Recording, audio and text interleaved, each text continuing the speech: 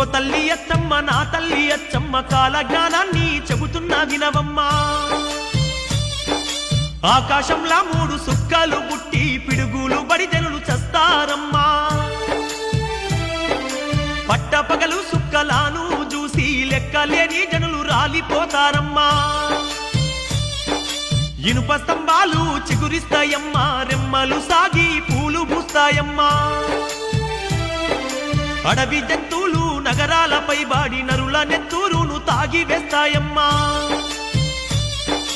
ఓ తల్లి అచ్చమ్మ నా తల్లి అచ్చమ్మ కాల జ్ఞానాన్ని చెబుతున్న వినవమ్మా. ఏనుగేమో పంది పిల్లల్ని గంటే పందులు కోతుల్ని గంటాయమ్మా.